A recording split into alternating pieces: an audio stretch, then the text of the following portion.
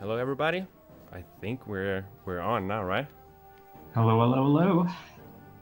I'm LoveBot, and this is my good friend CDRomatron, as you've seen in the marathon already. Ohio. We'll be running The Legend of Spyro: The Eternal Night for the Game Boy Advance, which is a quite different version from the console counterpart. More of a 2D platforming brawling game with a lot of abilities we can get out of route to pick up and so on. So quite different, very interesting game to both of us, and I'm sure you guys will think so as well.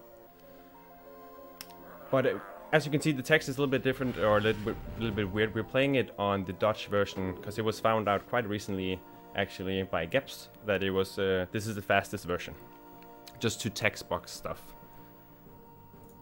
Besides that, there's no difference playing on any different versions of this game. But if you're ready, then I am too, Mike. I am ready to go. You want to give a countdown? Yeah, I'll just do from 3 and we'll start on go. Okay, in 3, 2, 1, go. And good luck. Good luck to you too. Okay, so first off, the game starts pretty slow. We don't really have any abilities. The game stops us all the time to tell us tutorial-based stuff that we can't read anyway, because none of us knows Dutch. And I don't think many or any of us really paid much attention on our first few playthroughs in English. So many of these text boxes we don't really know. But it's basically telling us how to jump, how to do certain things. There is a bit of some advanced movement tech you can do here in the beginning that the Taz does. I attempted doing it at ESA if any of you saw that, but I kind of failed, and it's very much slower than just running normally if you don't do it correctly. The only real optimization we can do here at the beginning is every time Spyro lands, he has a landing animation, and if you attack as you land, you kind of skip that, but it's a very, very small time save. There we did a little bit of a skip actually, getting over that gap. Normally the game wants to stop you and give you a text box, and we can skip that by hovering kind of precise there.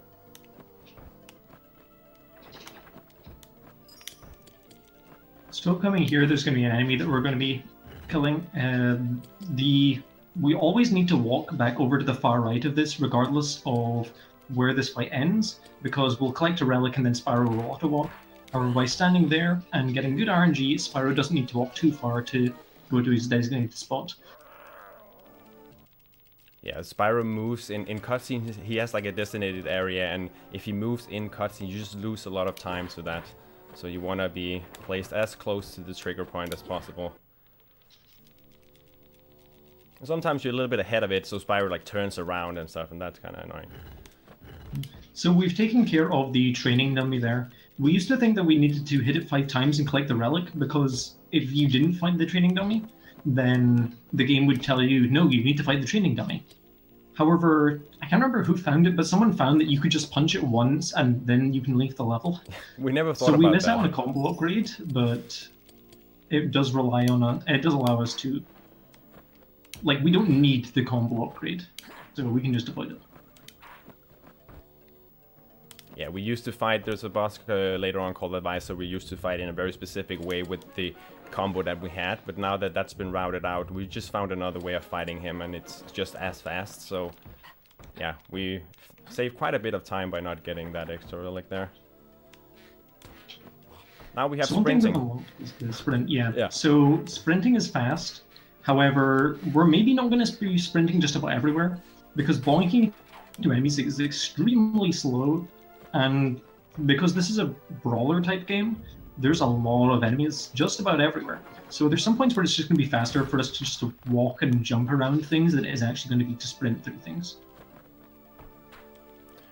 And some enemies, they have different properties. So hitting a flying enemy, for example, the small flight, they will also walk on the ground for a bit. But if you hit those either in the air or on the ground while sprinting, Spyro just kind of comes to a stop in the air for a little bit, but then continues in his run speed.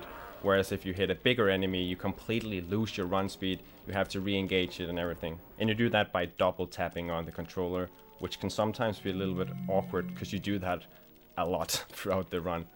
So there's a big chance for me anyway that I sometimes just miss a double tap and Spyro doesn't start running. Yeah, there's a lot of things we're doing in this game, but you've got to realize we've only got 4 buttons to work with, and 2 of them are assigned to breaths. Yeah, left changes breath, right shoots them, and we'll get the first breath now inside the fire temple. We like go inside of Spyro's mind 4 times throughout the run to get a breath of each element. And inside this temple there will be some locked doors where you are required to have this breath in order to unlock them. So we're very purposely going to the left side, unlock the breath first, and then make our way towards the boss. Each of these temples will have a boss corresponding with the element. There is typing in this game too, so fire breath will not really have any effect on the fire boss, and so on. But we'll get more of those as we go along. This is just the first one, and probably the quickest and easiest, both level and boss fight.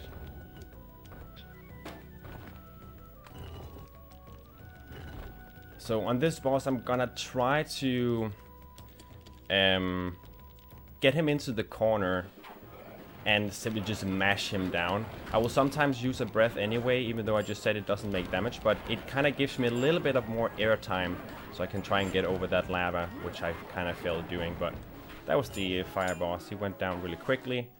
You can kind of get... we just had the fire boss too. Okay, not that far apart then. He's a bit of a pushover. You don't do much other than just mash him down, really. Since you don't have a lot of breaths yet, you can do tricky stuff with. You can change some wild combos together in this game with using different breath in the middle of your combo, changing back and forth and stuff.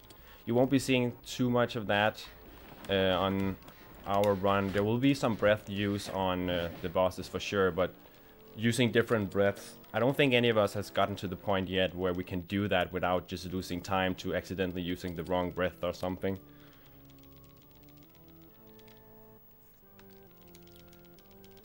Even though there hasn't been done a ton of work on this game, I'd say both me and Mike has put quite a lot of effort into this with like routing it and figuring out the best way of doing the fights and so on.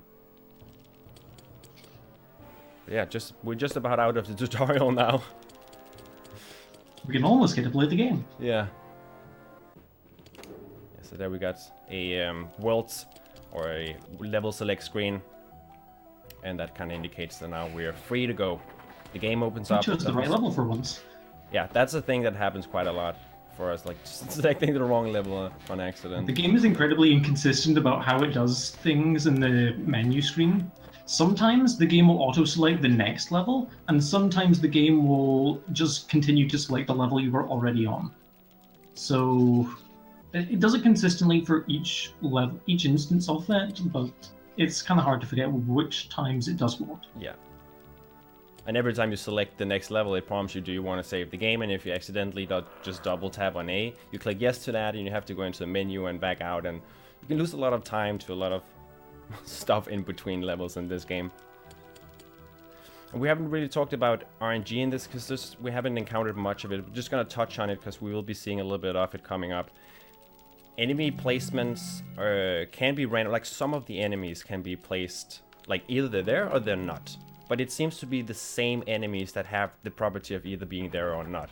So here on this Earth Temple, there's like a turtle type enemy that it was here this time. Sometimes it's just not. And he's very much in the way, so we want him not to be there. But so there's a few instances of that happening in the game. And besides that, we have some RNG on bosses, but we'll talk about that when we get to those. Yeah, this is the Earth Temple, and I guess you can probably guess what breath we'll be getting in here. It's not the ice one. So there's some of these golem enemies I'm running past here. Those have a wake-up animation to them. So with those, if we're sprinting, we actually don't worry about them because their hitbox doesn't become active until after we've run past them. Yeah, so it looks like we're just running right through them, and we effectively are. Also, this Earth Breath is extremely useful because it stuns enemies, which allows us to run past them in a lot of cases.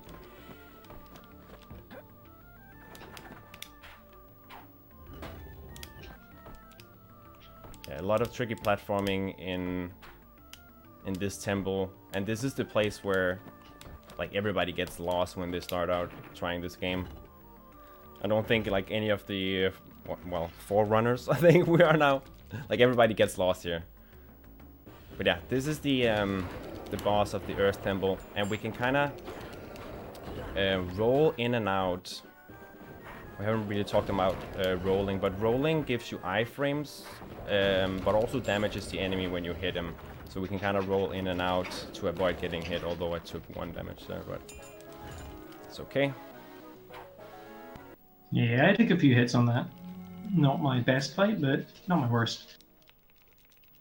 It can be timed insanely well, so you only just roll right as he's hitting, so you can roll back and forth without losing any time at all, but the timing becomes very, very tight, and if you mess it up, you just take a hit. Yeah, that's already 2 of the temples down. Now we're back to the old world again. Here's a little bit of a skip coming up. It's probably gonna fail a lot, yeah. So all these flying enemies, they only take 1 damage. Dutch flying. Yeah.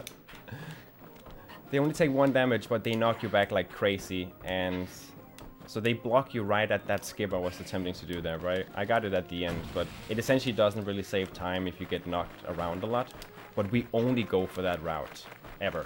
Like, because it is faster getting it, and it's kind of a little bit luck-based if those enemies are gonna be in your way or not.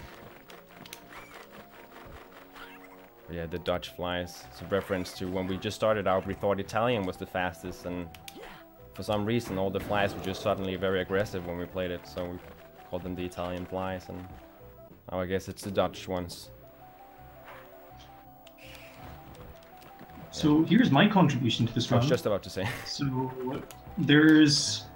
Originally we just ran through this game and we just did things, and for the longest time I was watching this game and I'm like, hold up, there's attack power-ups in this game. Why don't we collect those? That seems like it would be fast. And turns out it is, so we now collect them. There's one here, and there's one in the Thunder Temple. Not to be confused with the... less cycles on some bosses. Yeah, not to be confused with the combo that Mike talked about us skipping in the beginning. This is damage up, so each hit just does more damage.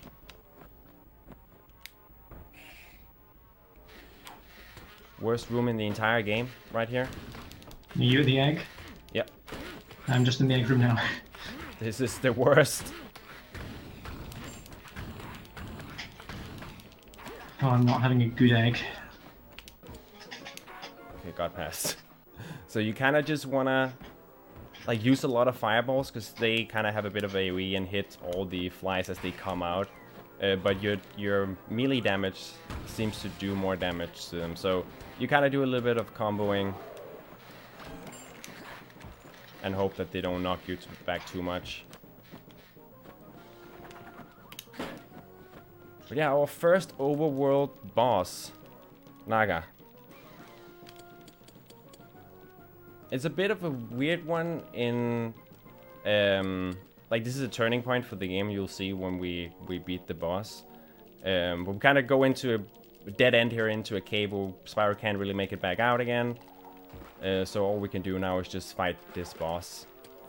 He has a shield that he will constantly use. But you can break the shield, and once the shield is broken, he's rendered completely useless and he just gets destroyed very quickly. You can completely time your attacks in such a way that every single time he's about to attack you, if you hit him very precise, he just stops his attack completely. But it's very hard to time. So I'm taking some hits here.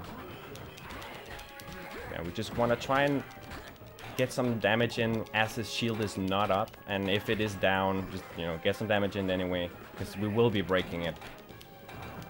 Although it is entirely possible to kill him without breaking the shield, it is very unlikely. I think the Taz does it though. Oh yeah, there's a crazy task for this game, by the way. Yeah, the task mainly focuses on a power-up that we don't use in this, due to it being RTA relatively inviolable. It's a version of the dash, but you can do it in the air. And the reason for that is that the task can, you know, perfectly avoid the enemies, so it can make the most use of it. whereas since we're human, we don't have that level of precision, thus cannot just swiftly navigate our way through enemies. We bonk constantly trying to use it. Yeah, now we got... Also, it's quite slow to pick up, so you do need to be relatively perfect using it for it to save any time. Yeah, it's definitely out of route. Okay, now we are captured by monkey pirates on board their airship. Super Mario style airship. And here, this is kind of like my least favorite part of the game, to be honest, because you stop all the time having to knock down these doors. And you can't do much than just attack as fast as you possibly can at them, try to get them down. There's some tricky platforming on the stage, but besides that, it's mostly the doors. I say as I can't platform.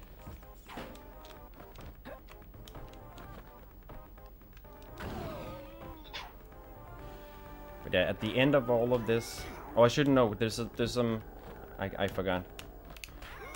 This airship segment is actually kind of long because it gets broken up a few times by different events happening. This is the first one. We get into this arena where we get presented with these enemies that we are supposed to kill now. And again, can't really leave this area or do anything but just fight these guys. And what I'm gonna try to do here, and I think both of us go for that tactic, is just try to group the enemies up so we can AoE them kind of down, or like attack more than one enemy at a time. And what I'm doing there, okay, I got some really good comboing. I'm trying to do diagonal up attacks followed by diagonal down attacks. The diagonal down attacks will kind of make Spyro like charge diagonally into the floor and hit the enemy. If you just do that and hit the floor, there's a long bong animation making it not worth it. You need to cancel that like diagonal ground pound with a breath at the end for it to be viable, which is kind of tricky. The timing gets a little precise, but you can do crazy damage like that. But yeah, Ice Temple. And runs come to die. Yeah. I purposely didn't sprint right there because, as we were mentioning before with the triggers and stuff, because of this ice physics here, if you just sprint, Spyro overshoots the trigger, but the cutscene starts, and then Spyro starts running back to hit the trigger again. He overshoots again, and runs back a third time, and then finally gets it. So you just lose a lot of time to arbitrary stuff there. Okay, got it. Ice platforming.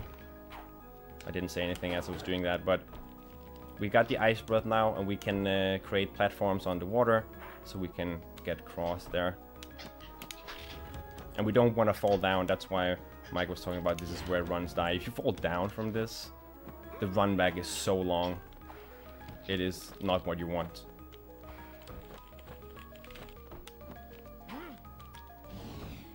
Although falling into the water does not kill you, it just resets you back to the last like on ground position Spyro had, and you lose a good amount of, like 10% of your HP, I think it is. On easy. We're playing on easy mode, by the way, because it's faster.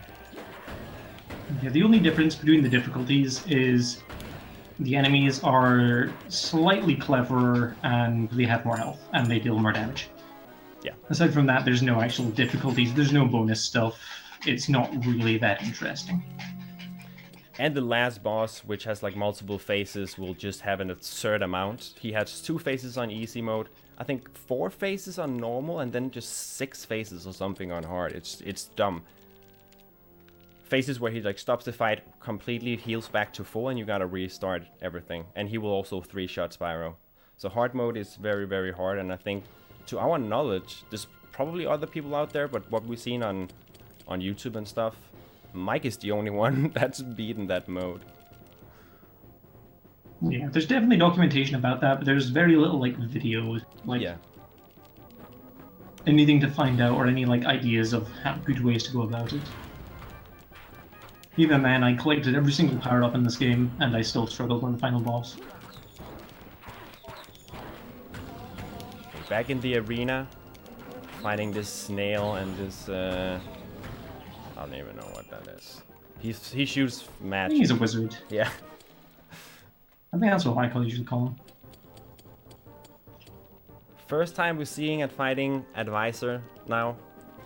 We'll be doing that 3 times in total. He can be very annoying, but he can also be kind of a pushover once you get the like a good juggle down. Hopefully we both get that so you can see how... Okay, and he's giving me issues right away, so that's good. So hopefully Mike gets it so you can see like both versions of how this can go. Yeah, we essentially just want to keep him in a juggle the entire time. But that's just not happening right now. Oof, nope, dropped it. Body slam too early, and that was too near a wall, but that works. He's playing nicely. Oh, wrong diagonal. That works. That was a very bad fight from my end. And there's an advisor down for me. Yeah, so I was like 2 seconds ahead of you there. Yeah, luckily he was cooperative. I dropped my juggle a few times, but he just did some really nice rolls back towards me. Okay, he kept jumping up on the upper platforms for me, which is, if you try to chase him 9 out of 10 times, as soon as you jump up there, he's just gonna jump down again. So I try to always just stay down and keep calm and just let him come back down to me and try to get him back into the juggle. Yeah, but this is a game where panicking just doesn't help.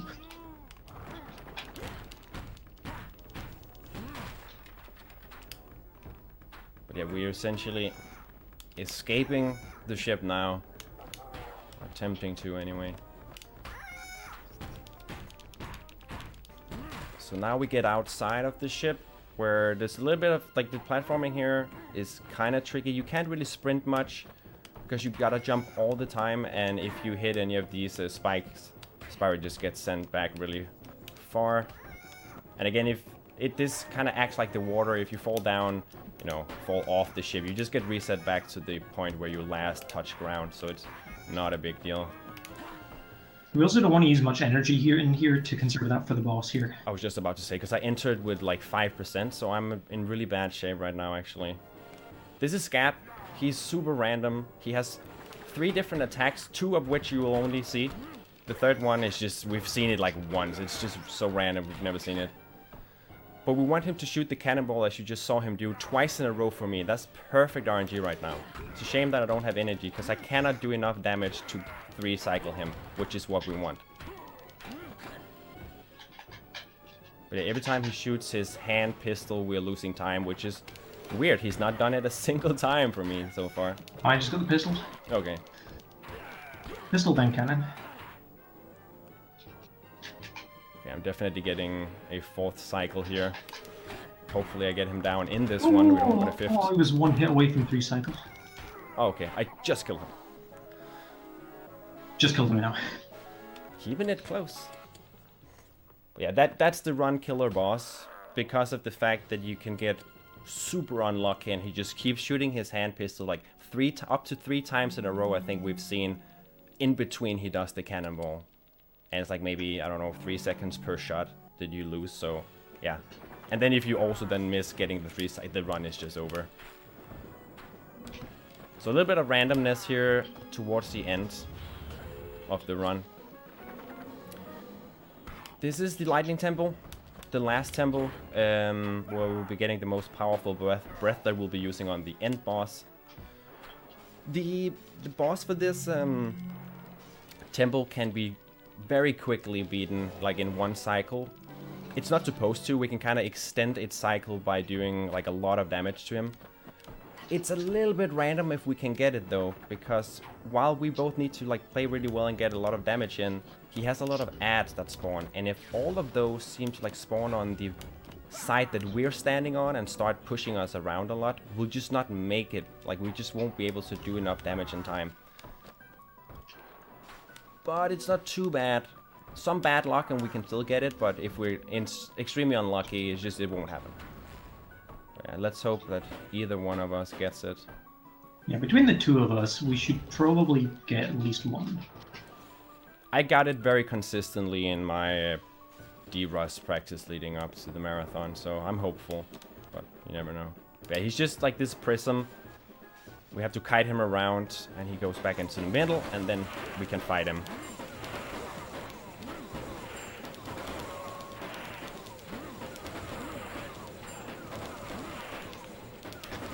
Okay, I got it. Nice. I was very close to not getting it, though, because I did a few mistakes.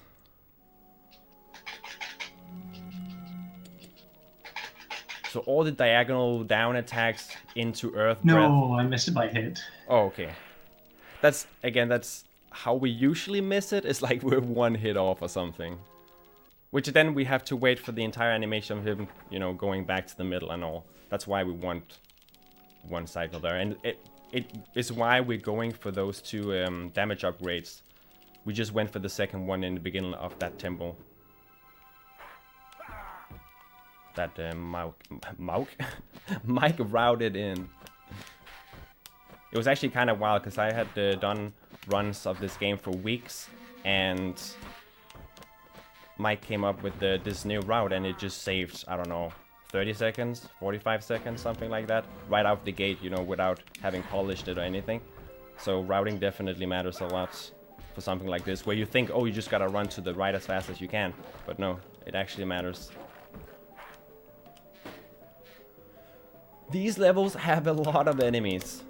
A lot of flying ones, specifically, that are very annoying. But besides that, I actually think this is some of the most fun platforming in the game, because oh, definitely, getting the like the sprints and jumps in is very like hard to do optimally. Okay, I got both these snakes spawning. They can both not be there, so you can just run past. But it was not the worst. Like, I got past them pretty fast. But yeah, now we have the second advisor fight. He's essentially the same boss. He's just faster now, has a bit more HP, and more likely to retaliate. Like, get out of the juggle. There's one snail spawn, the unit, and... oh, I got both snails. Okay. Those are the ones that are most likely not to spawn, though, I feel like, in runs. Like, one of those.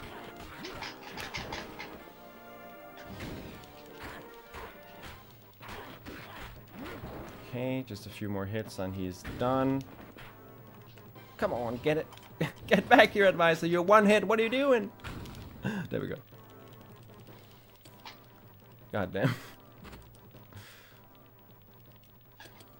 So yeah, that's just one level left after beating advisor. We'll fight him again, though, right before the boss. And this last level is essentially the same as the one we just did in terms of aesthetics and all that. It's just a little bit more mazy and quite a few more flying enemies and water pits to fall into. This is a very easy place to lose time just over not getting a lot of sprinting and so on.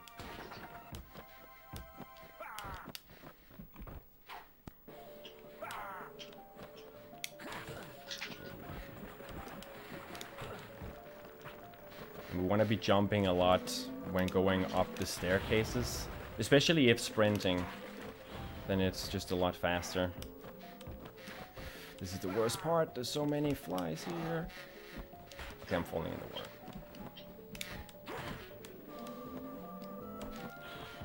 Okay, there we go. So now we just mash for like 20 seconds straight. There's so much text here on any language. Doesn't matter. There's a lot of it.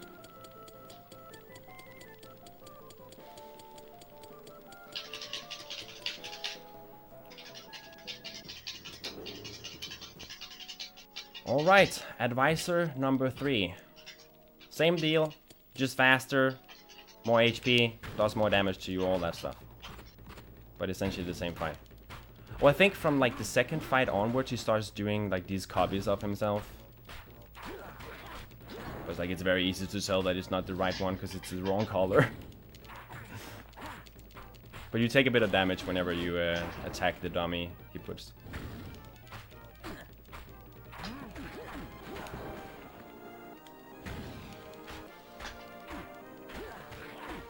Okay, just keep him in the juggle like this. This is really good.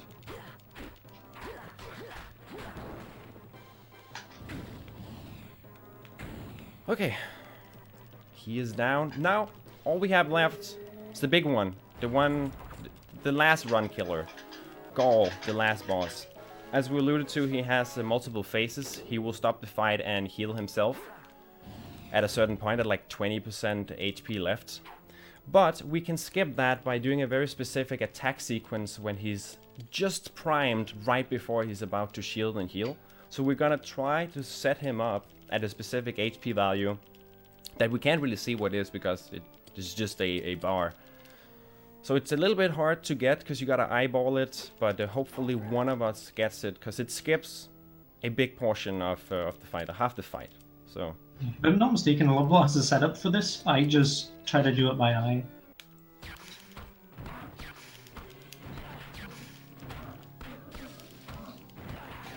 Yes, I have a very specific setup for this and should be fine right now actually.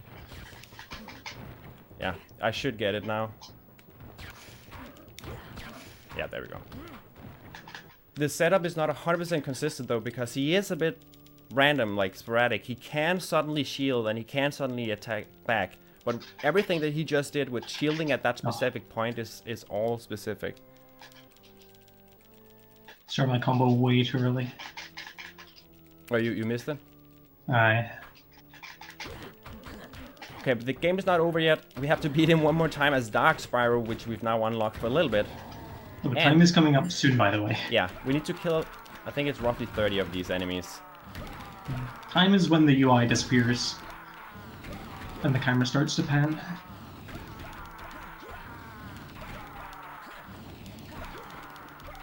And time for me. That was like a 30. That's what. I don't have a timer running. I'm looking at the stream. Would have been like a 30-30, I think. Yeah, 30-31, something like that. That's not bad. And Mike is right behind. We're keeping it close. Every single time we've run this game at marathons, we've been super close. It's really nice.